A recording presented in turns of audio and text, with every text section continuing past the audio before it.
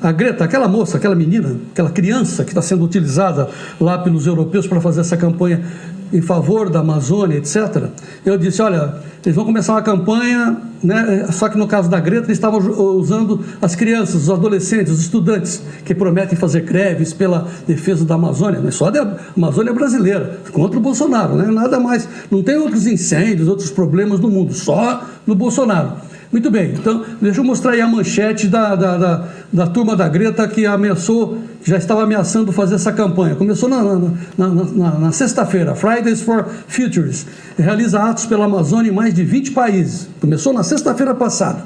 Muito que bem, aí hoje, de ontem para hoje, nós começamos a ver os nossos celulares serem inundados por este vídeo. Atenção, a cabeça do movimento é o Greenpeace, também tem o WWF, aqui no Brasil, SOS Mata Atlântica, enfim, todos os movimentos ambientalistas de esquerda focados no Bolsonaro. Vejam o vídeo que eles estão distribuindo. É uma menininha, sempre uma voz de uma criancinha, dizendo que o incêndio na Amazônia está pegando em Londres, está pegando em Nova York, está pegando em Paris, está pegando em Xangai, e eles fazem a comparação das áreas que hipoteticamente estariam sendo destruídos na Amazônia, queria saber, né, embaixo dessa chuva, né, com as áreas que eles na Europa estão perdendo, porque o incêndio que eles falam na Amazônia estaria acontecendo na casa deles. Preste atenção nesse vídeo, veja como ele é preocupante. No ar. Can you smell the smoke? The Amazon forest is burning again. But these are not wildfires. They're a symptom of an ecological infection brought on by parasitic corporations and globalized greed. Bolsonaro enables this.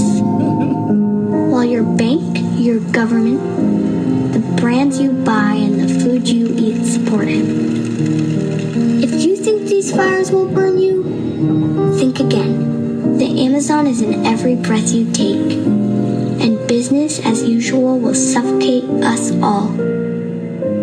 It is up to your generation to hold the arsonists accountable. Because when the Amazon burns, everything you hold dear burns with it.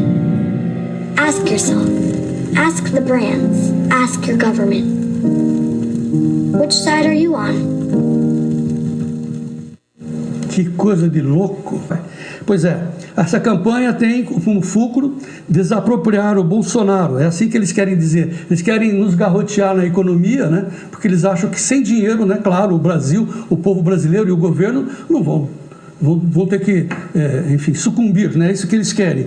Então, olha o texto que está aí subliminar. O mundo precisa parar de comprar o ouro do Brasil, a madeira, a carne, o couro, grãos, o petróleo, a menos que esses produtos, claro, sejam certificados. Aí você pode comprar. Essa é a única forma de garantir que o cheiro de queimado e o sangue dos povos indígenas não sejam impregnados nos produtos consumidos tanto aqui quanto no exterior. Vejam os posts que eles estão distribuindo pelas mídias. Na sequência, a primeira imagem é contra o Bolsonaro. Bolsonaro está colocando fogo na Amazônia. A Amazônia queimando de novo. Olha aí, e a BlackRock é o fundo da JBS, né, que está produzindo carnes, e eles estão sendo culpados. Eles estão botando fogo na cabeça da ministra, gente. Olha aí o vice-presidente Mourão sendo incendiado, também o ministro do Meio Ambiente, todos sendo nominados no mundo todo. E agora eles passam a comparar as áreas, né, das cidades, como, por exemplo, Xangai. Olha, tudo pegando fogo, segundo a comparação deles. Londres. Cara, mas imagine, aí eles falam que nós estamos queimando para produzir dinheiro e não para a sobrevivência do povo brasileiro, claro. Para eles, o culpado é esse rapaz aí, o tal do Jair Bolsonaro. Ele aí. É preciso desapropriar o Bolsonaro. Muito bem, vamos voltar a Alessandra Mello. Boa tarde, Alessandra. Olha, eu fui conversar com alguns líderes do agronegócio brasileiro, né? Primeiro eu quero destacar aqui a posição da ProSoja Brasil. Conversei com o presidente da entidade, Bartolomeu Braz. Ele disse que o Brasil tem uma imagem consolidada com seus parceiros comerciais, né, que esses países sabem aí que a nossa legislação ambiental é uma das melhores do mundo, né? Ele lembrou, por exemplo, que 25% das áreas preservadas no Brasil estão dentro das propriedades rurais, certo? E que tudo isso pode ser monitorado via satélite. Portanto, o Bartolomeu disse assim, ó, abre aspas, indústria das ONGs está tentando enganar as pessoas e arrecadar em cima disso, fecha aspas. De fato, que a ProSoja quis dizer é que já está comercializando safra para 2022, né? E no caso dessa cadeia, ele chamou aí o Brasil de uma potência ambiental, ele acabou minimizando os riscos, né, para os negócios a partir de ações como essa campanha. Procurei também a ABAG, a Associação Brasileira do Agronegócio, que por enquanto não fez nenhuma manifestação oficial. Agora, o que eu apurei com fontes aí ligadas à ABAG? Eles não apoiam esse tipo de campanha de jeito nenhum, não apoiam cegamente esse tipo de grupo que representa as ONGs. O que eles fizeram tem sido movimentos aí de defesa dos produtores legalizados e apoiando algumas iniciativas de setores ambientais contra as ilegalidades. Então, esse foi um esclarecimento que fontes ligadas à ABAG me passaram, mas não há um posicionamento oficial, certo, da ABAG. Por fim, eu quero destacar a posição da Sociedade Rural Brasileira, que divulgou hoje uma carta sobre as questões ambientais. Vale lembrar que a presidente da SRB, a Tereza Vendramini, conhecida como Teca Vendramini, né, ela foi uma das 7 integrantes escolhidas aí pelos maiores bancos do Brasil, Itaú, Bradesco e Santander, que criaram o Conselho da Amazônia, esse que está sendo capitaneado também pelo vice-presidente Hamilton Mourão, para tentar criar políticas aí de defesa do meio ambiente. Só uma representante do setor produtivo está lá e é a presidente da SRB. Por isso, eles divulgaram essa carta com o posicionamento deles em relação a essas questões ambientais. Vou resumir para vocês. A Sociedade Rural Brasileira condena os ataques de que a agropecuária brasileira vem sofrendo por movimentos que desconhecem os dados reais do setor e não poupará esforços para defender o desenvolvimento socioeconômico sustentável. Ou seja, a SRB diz que vai defender as práticas que respeitem ao meio ambiente, os produtores que respeitam as leis vigentes no Brasil e, claro, legislações aí que não inviabilizem a manutenção da atividade produtiva e também o sustento das famílias que estão aí nessas regiões, nas áreas rurais, inclusive na Amazônia. A SRB diz ainda, nessa nota, que vai se empenhar para que o Código Florestal Brasileiro, que foi aprovado em 2012, né, após amplas discussões com todos os segmentos da sociedade, que ele seja efetivamente cumprido, regulamentado e fiscalizado, certo? Então, assim, a posição da SRB é sem radicalismos, nem para um lado nem para o outro. Tem que, sim, defender o produtor rural e defender as legalidades. Só assim vai conseguir responder a esses movimentos radicais de ambientalistas que aparecem aí de vez em quando. Eu perguntei ao vice-presidente da SRB, Renato Junqueira, sobre efeitos econômicos, se ele não tem algum efeito econômico, redução de venda de algum produto, se tem laranja, por exemplo. Ele disse o seguinte: olha, risco sempre há, pode até ocorrer, mas a gente tem que neutralizar. Segundo ele, nós temos competência, argumentos e capacidade de convencimento para dar resposta a isso. Tá certo? Essa carta vai estar sendo divulgada em toda a mídia brasileira e internacional, é isso? Exatamente. Chama uma carta ao Conselho da Amazônia, né, já que se preparam aí para começar as discussões do Conselho da Amazônia, e ela, inclusive, já está disponível no site da SRB. Muito bom posicionamento. Da Sociedade Rural Brasileira. Claro que está todo mundo hoje impactado pelas notícias, mas nós vamos nos posicionar e encontrar um caminho legalista, defendendo o Código Florestal, né? Somos contra os incendiários, somos contra tudo que é ilegal, bandido, né? Mas nós estamos que 99,999% está dentro da legalidade. Certo, Alessandra? Muito obrigado. Até amanhã. E vamos em frente, defendendo essencialmente o Código Florestal. Agora eu quero voltar à mensagem da Carla Mendes, que é uma moça, uma guerreira, batalhadora, que entende do agronegócio, uma das principais jornalistas do agronegócio brasileiro. Vamos ver na íntegra a mensagem da Carla Mendes de novo. Comida porcaria, destruição, veneno. Essas são palavras que impactam, né?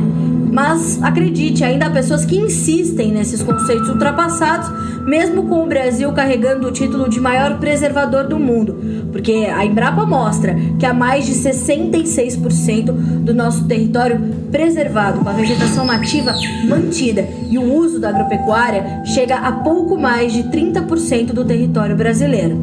Esses fatos, esses dados e essas verdades a gente traz numa série que estreia aqui no Notícias Agrícolas e você não pode perder. É um vídeo muito bem feito, distribuído lá na Europa principalmente, só que claro, né, não tem o impulsionamento das ONGs, né, não tem o impulsionamento daquele pessoal descolado, mas veja como é que o Brasil se posiciona a esse respeito para a comunidade internacional. Veja o nosso vídeo. Actually know how Brazilian agricultural production works? let's start from the beginning.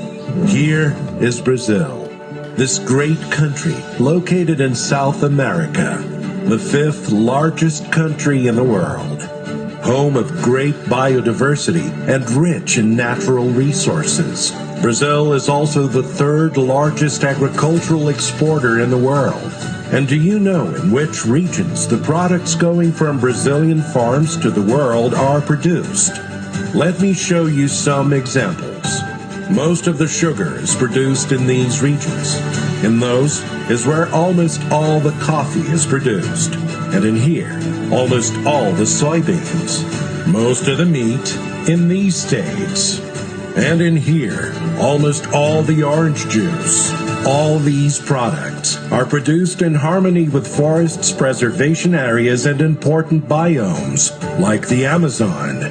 This is one of the features that makes Brazil have the potential to solve 2 big world challenges: people's food security and conservation of our planet's natural resources. How? That's a great question.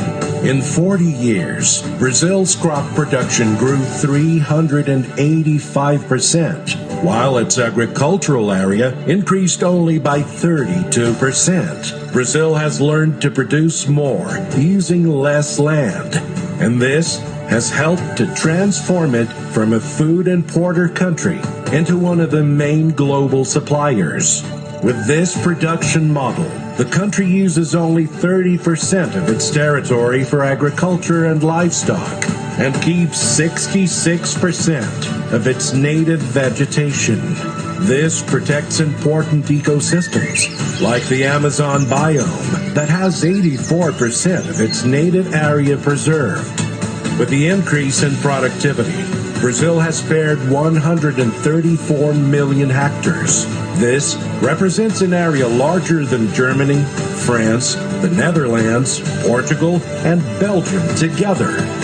Brazil has the climate, land, and technology to produce safe and good quality food for the world in a sustainable way. Brazilian agribusiness.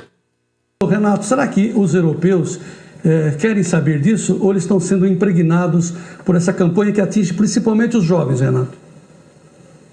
João, infelizmente é essa guerra de narrativas, né? E olha que interessante, no vídeo lá da menininha falando, mostrava o tamanho das áreas que estavam sendo queimadas, né? A equivalência de onde somente está tendo um incêndio na Amazônia. E nesse vídeo que a gente acabou de ver, a gente mostrou o tamanho dos países equivalentes da área preservada, né? E muita gente não tem ideia disso. E não é só no exterior não, João, é aqui dentro do Brasil mesmo. Se você vai na cidade, principalmente nos centros urbanos, falar que 66% do território nacional é mata nativa, as pessoas custam a acreditar. Então a gente tem que fazer sim esse serviço de informação, saber que existe esse interesse por trás, né, interesse comercial principalmente, e é aquela coisa, né, parece que tudo de repente mudou. Até o início de 2019 era tudo uma maravilha, na época do Lula, da Dilma, não tinha problema ambiental, estava tudo ótimo, e agora entrou o malvado do Bolsonaro e está colocando tudo fogo para destruir a Amazônia. Então a gente tem que saber que existe interesse comercial, interesse político, e nós temos como cidadãos que pressionar os nossos representantes no Congresso para responder esse tipo de ataque, João.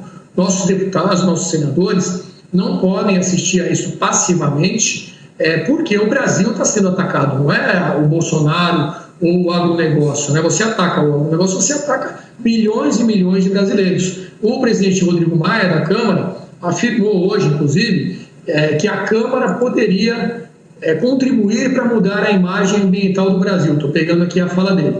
Agora, precisa ver como, né? Se vai entrar nessa narrativa aí que está sendo vendida lá fora, ou se vai trazer a realidade, a informação como ela é, e mostrar que o interessante seria todos os países lá fora fazerem o que o Brasil faz pelo meio ambiente. Com certeza melhoraria o mundo nesse sentido e não o contrário. Mas assim, é estranho, né, saber que tem brasileiros fazendo campanha contra o Brasil, né?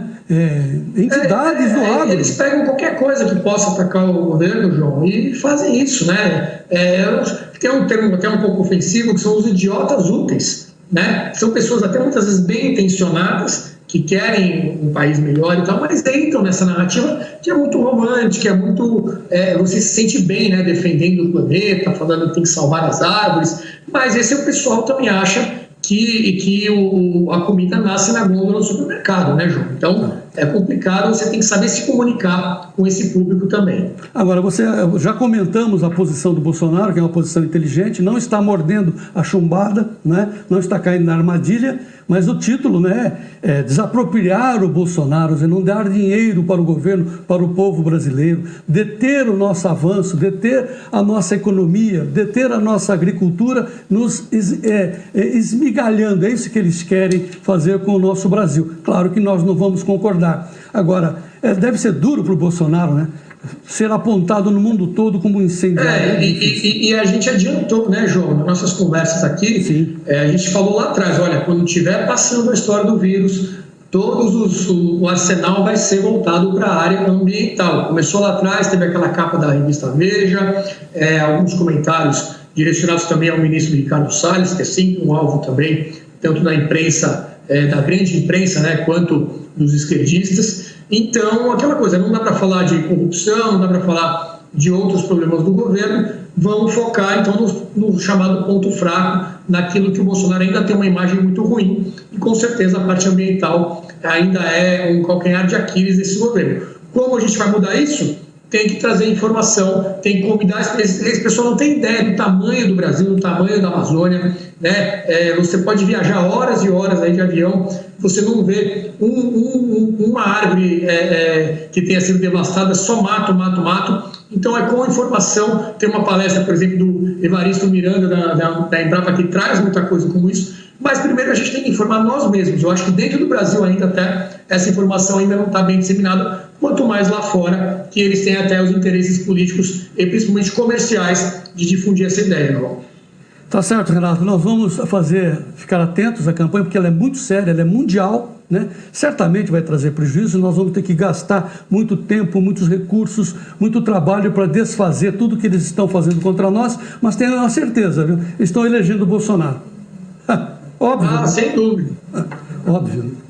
Tá certo. Renato, muito obrigado. Até amanhã. Vamos em frente. Vamos em frente. Um abraço. Eu quero terminar mostrando duas frases. Primeiramente, do grande brasileiro, um grande cabeça, uma jovem cabeça do meu Brasil, esse sim, o Caio Coppola. Veja o que o Caio Coppola está dizendo. Antes, a mídia relatava os fatos e a partir daí a gente tirava nossas conclusões. Hoje a mídia relata conclusões e que a gente que se vire para saber se os fatos são esses mesmos. Ou seja, sabe o que o Caio Coppola está falando desse grande movimento? Não passa de um grande fake news, de uma grande fake news, não passa disso. Por isso, para encerrar, eu quero chamar o Sócrates, o grande filósofo grego que trouxe luz para a humanidade. Sócrates no ar. Existe apenas um bem, o saber, e apenas um mal, a ignorância. Viva o Brasil e vamos em frente. General, como o governo brasileiro vê essa campanha e esse vídeo que foi divulgado? Com muita tristeza, né? Porque isso aí é uma campanha injusta, completamente sem fundamento, querendo qualificar o governo brasileiro, inclusive, de genocida e falando em destruição da Amazônia. Isso evidencia uma má vontade evidente com uma série de atuações que, a duras penas, porque tudo na Amazônia é muito caro, tudo muito distante, tudo muito remoto em relação aos centros de poder do país, e tem sido desenvolvido um esforço hercúleo das Forças Armadas, das organizações de saúde, de uma série de voluntários, de médicos, de enfermeiros, exatamente para evitar que essa pandemia chegue de forma brutal junto às comunidades indígenas. E o resultado tem sido muito bom. E não sei por que resolveram desencadear essa campanha com sérias consequências para o Brasil. É uma campanha impatriótica, inclusive, porque traz para o Brasil prejuízos enormes. Inclusive, no acordo entre a União Europeia e o Mercosul, isso acaba tendo uma certa influência. Também em relação aos marcos temporais de demarcação de terras indígenas.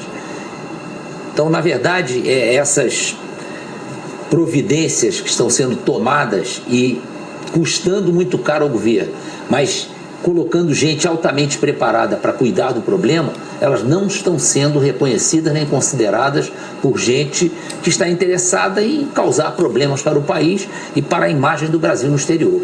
Então isso está nos preocupando, principalmente pela injustiça da campanha.